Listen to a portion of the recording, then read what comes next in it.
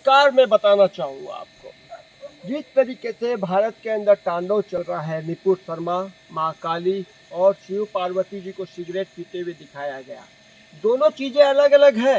मैं बताना चाहूँगा, निपुण शर्मा ने जो कहा वो चीज़ अलग है, और जिस तरीके से लूसी ने जो अपने पोस्टर रिलीज किया जिसमें माँ काली को सिगरेट पीते हुए दिखाया गया, शिव पार्वती जी को सिगरेट पीते हुए दिखाया गया, वो अलग है। दोनों में बहुत ही अंतर है। निपुण शर्मा ने ये कहा कि आपके उड़ते हुए घोड़े, और उसने एक्शन का रिएक्शन दिया। मैंने इससे पहले वजू खाना, जो शिव जी थे उसको वजू खाना बना रखे थे, फुवारा बता रहे थे और शिव जी का अपमान कर रहे थे डिबेट के अंदर।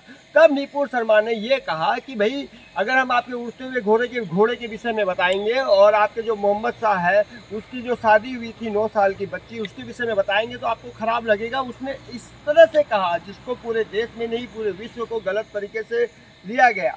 लेकिन जो शिव, देखिए डिफरेंस देखिए, उसने ये कहा था। और दूसरी तरफ जो है काली जी को सिगरेट पीते हुए दिखाया गया और शिव पार्वती जी को सिगरेट पीते हुए दिखाया गया। अरे भाई, शास्त्र में कहीं भी ये नहीं लिखा है कि वो सिगरेट पी रहे थे। ये तो साक्षात शिव जी और हिंदू सनातन धर्म के भगवान का अपमान हुआ। और जो निपुण शर्मा ने कहा उसके तो कुरान में ये लिखा है, बाकायदा लिखा है।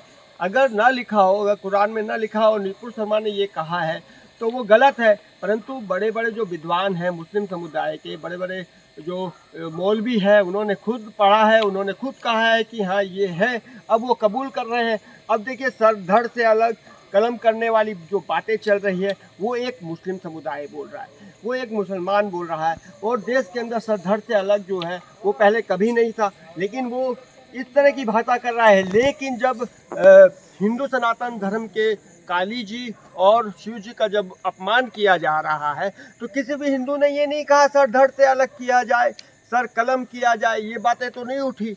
लेकिन मुस्लिम समुदाय ने इस तरह की बातें करके देश में एक तरह की अराजकता फैलाई है, गुंडागर्दी फैलाई है। ऊपर से देखिए अभी बड़े बड़े लोग पकड़े जा रहे हैं जो कि पाकिस्तान से उनके कनेक्शन है, आतंकवाद से उनके कनेक्शन है, नक्सलाइट से उनके कनेक्शन है, अफगानिस्तानी और आतंकवादियों के साथ उनके साथ कनेक्शन मिल रहे हैं, तार जुड़े हुए हैं पूरे के पूरे पाकिस्तान के साथ और आतंकवाद के साथ।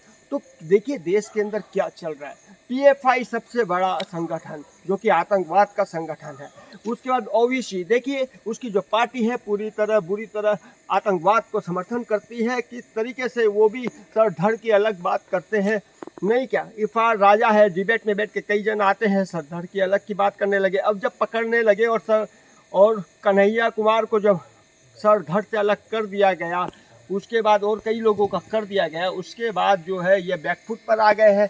अभी कई मौलवी ऐसे हैं जो पकड़े जा रहे हैं, और जब उसका नाम ओपन हो गया है कि उनका कनेक्शन आतंकवाद के साथ जुड़ा हुआ है तो वो अपने किसी परिवार रिश्तेदार के यहाँ भाग जाते हैं, भेष बदल लेते हैं, दाढ़ी वाड़ी कटा लेते हैं और ड्रेस कोड भी चेंज कर लेते हैं ताकि उसे कोई पुलिस पकड़ ना सके। लेकिन वो अपने रिश्तेदार के यहाँ मिलते हैं, जब वो पकड़े जाते हैं तो रिश्तेदार पल्ला झाड़ते हुए बोलते हैं कि हमें ये बात मालूम ही नहीं थी। यानी कि देखिए, आतंकवाद को समर्थन करना और आतंकवादियों को अपने घर में रखना उतना ही गुनाह है जितना गुनाह जो है आतंकवाद को मतलब अपने शरण में रखना और अपने घर में रखना, ये भी उतना ही गुनाहगार है। मैं बताना चाहूँगा, मैं प्रशासन से यही चाहूँगा कि जो आतंकवाद का नंगा खेल खेल रहा है उसको भी, और जो आतंकवाद को समर्थन कर रहा है और आतंकवादियों को अपने घर में रख रहा है वो भी एक आतंकवाद मानसिकता है, और उसको भी सज़ा देनी चाहिए तत्काल। उसको भी बड़ी से बड़ी सज़ा देनी चाहिए, उम्र कैद की सज़ा देनी चाहिए, या जो आतंक का नंगा खेल खेल रहा है उसको तत्काल सरकार पकड़े और उठा के सलाखों के पीछे फेंके। इसी के साथ मैं हेमंत तोसावर, हेमंत टीवी चैनल। धन्यवाद।